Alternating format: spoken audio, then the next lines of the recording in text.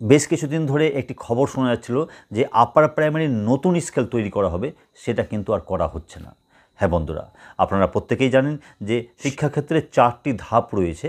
একটি হচ্ছে প্রাইমারি, যেটা 1 to 5, অন্যদিকে আপার প্রাইমারি যেটা 6 to 8, সেকেন্ডারি 9-10 ও হায়ার সেকেন্ডারি 11-12। আর এই 4টি ধাপের মধ্যে 3টি স্কেল আলাদা থাকলেও প্রাইমারির কিন্তু আলাদা স্কেল, সেকেন্ডারির আলাদা স্কেল এবং হায়ার সেকেন্ডারি স্কেল আলাদা থাকলেও আপার প্রাইমারির জন্য কিন্তু নতুন স্কেল তৈরি করার যে একটি খবর বিভিন্ন মাধ্যমে ছড়াচ্ছিল, সেটা কিন্তু হচ্ছে না এই মুহূর্তে দাঁড়িয়ে। পরবর্তী ক্ষেত্রে হয়তো করতেও পারে, তবে এই মুহূর্তে দাঁড়িয়ে কিন্তু আপার প্রাইমারির জন্য আলাদা স্কেল হচ্ছে না। যেটা সেকেন্ডারি স্কেল, সেই স্কেলটাই প্রত্যেকে পাবেন।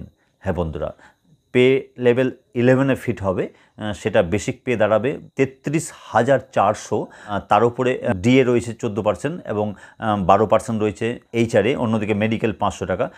টোটাল গ্রস স্যালারি যদি করা যায় সেটা হচ্ছে 42,584, যার মধ্যে 200 টাকা পিটেক্স কাটবে এবং 6% জিপিএফে কাটানোর পর দাঁড়াবে 40,380 টাকা। তো এটা অবশ্যই ভালো খবর যে আপার প্রাইমারির শিক্ষকরা সেকেন্ডারির যে স্কেল রয়েছে সেই স্কেলটাই পাবেন, তাদের জন্য নতুন কোনো স্কেল হচ্ছে না। যদি নতুন কোনো স্কেল হতো তাহলে প্রাইমারি আর সেকেন্ডারির মাঝামাঝি কোনো একটা স্কেল তৈরি করা হতো।